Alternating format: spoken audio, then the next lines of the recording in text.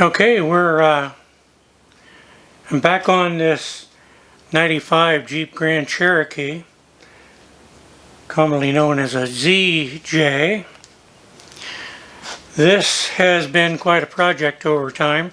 We kind of quit working on it when COVID got started and things had to change because the actual owner of this Jeep was living down 100 miles away from me, and now he's moved up to Oregon. And so we're going to get this finished up for him, and hopefully by next month we can get this thing all the bugs shaken out of it and take it maybe on the Rubicon if that option is still available. But anyway, the project that I'm going to get started on is to take this front axle and turn it into a high steering system. It is a 76 or 77 Ford Bronco high pinion Dana 44, and the steering knuckles on it don't allow for a high steering setup, so we're going to have to put some different knuckles on there and then get the high steering kit and get that all put together. So also we need to raise the shock absorber mounts. We need to change the location, raise that for the track bar, and get this thing taken care of so it'll operate properly, not only off-road but on the highway as well. So we're going to take care of all of that. There's a few little things to button up in the rear. Now on the rear of this we have a a Ford 9-inch. And the gears are, I believe, 488 gears. And we're sitting on 37s. So it's going to be a challenge for that little 44 on 37s. But we have chrome moly axles and everything in there. And of course we do expect to break things. But that's the build as it sits so far. So we're going to go ahead and get started and take care of all the issues and get this thing back on the road. Okay, time to install the new knuckles, and these are reed knuckles. They've been worked over and designed to do the high steering. So we'll go ahead and get that started. Got a little nut to put on here.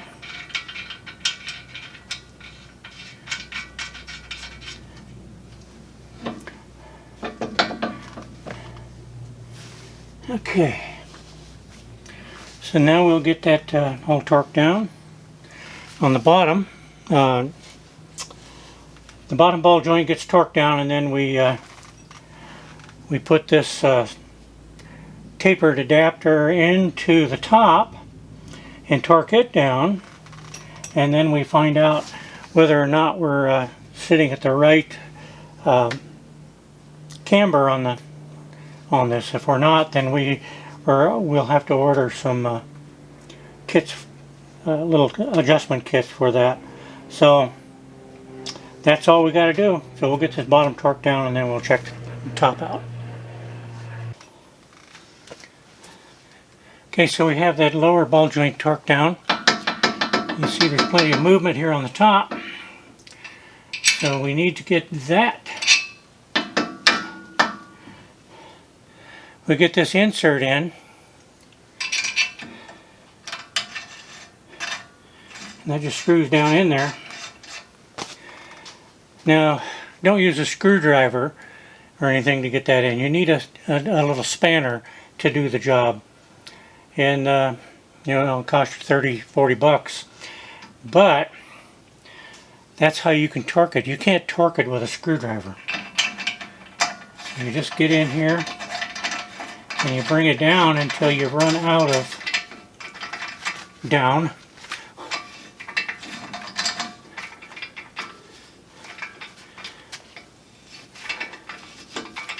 And we'll just keep going here till we do get there.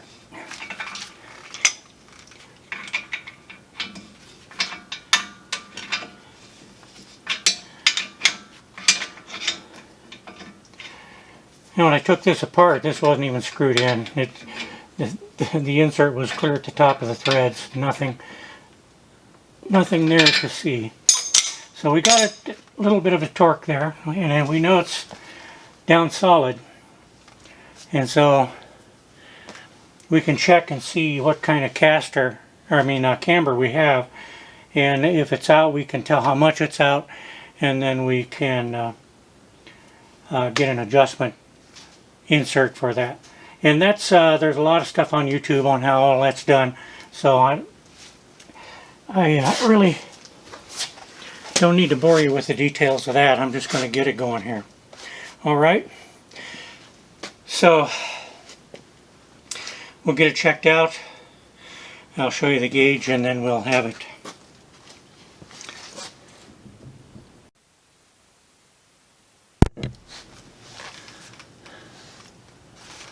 Okay, now we're going to get everything torqued down. So this lower one is 80.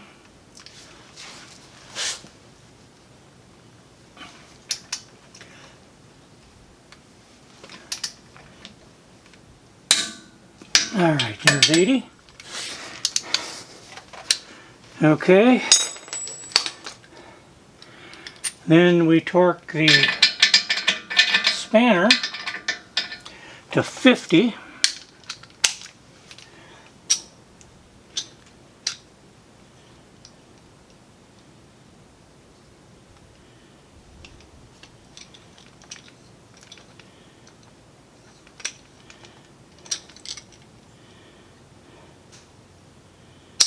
That should be 50.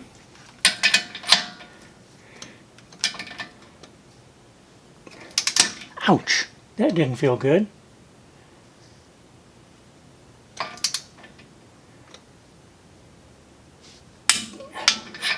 Okay, there's 50.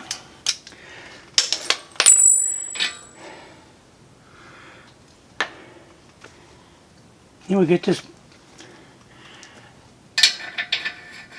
nice big heavy bolt here, or nut, and this one goes to 100.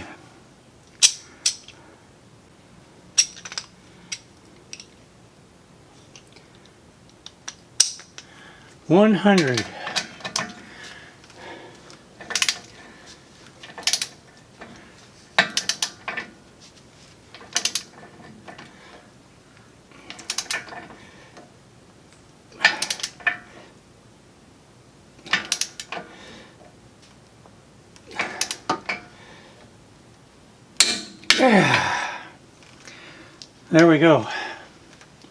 It's all torqued.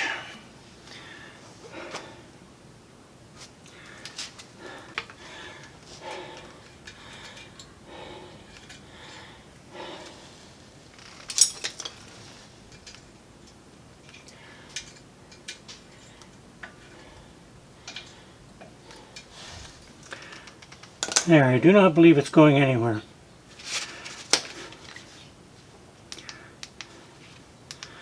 Okay, now we'll put the stub axle in.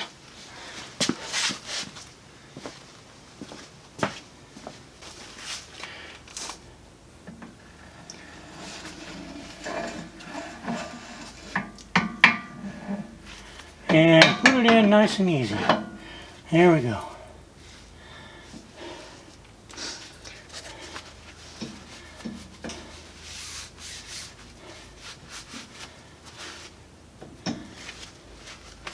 Okay, next,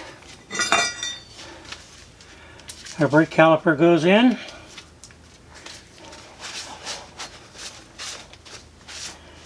Our brake caliper bracket.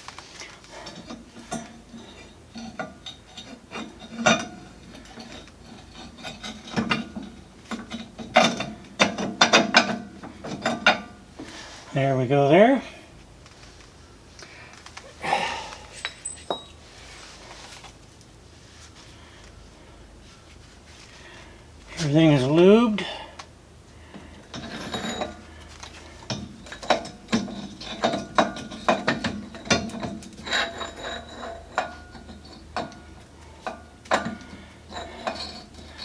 find the secret.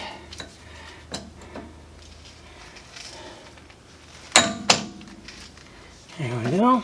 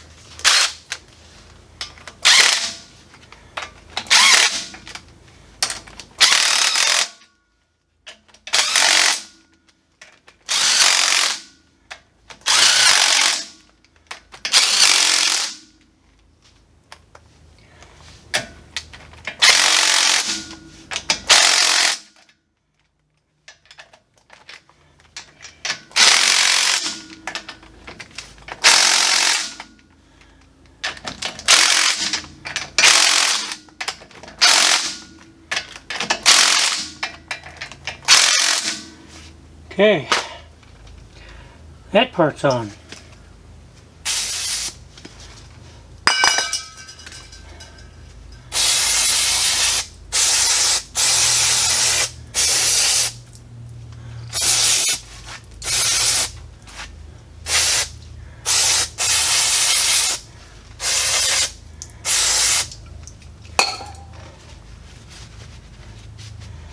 Seal surface there for the hub and the bearings, and make sure that's all clean.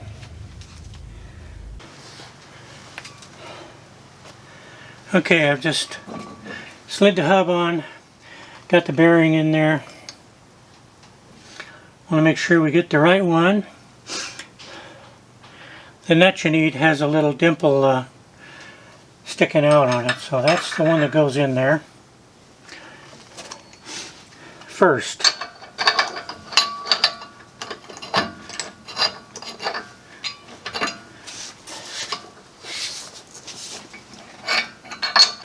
Okay, now it's just a matter of getting this more locking hub all put back in.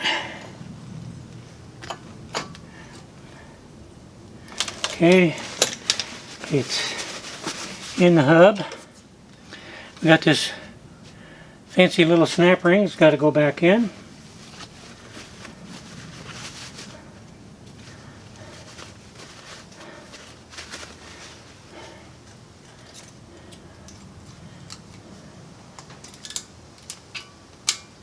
Okay, that's back in. Looks good. Now we got the snap ring that goes on the stub axle.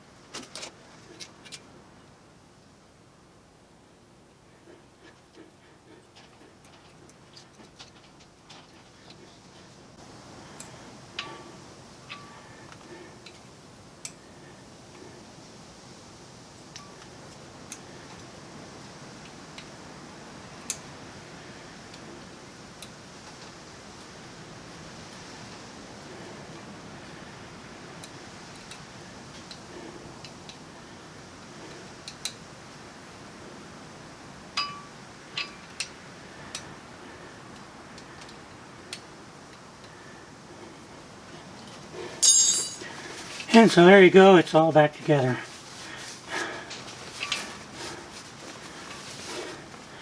At least the hub. I'm going to leave putting the brake pads on up to you. It's a common thing to do. Okay, well that's it for now. Next step will be, well, of course, getting the other side together and then getting the high steer assembly all put together.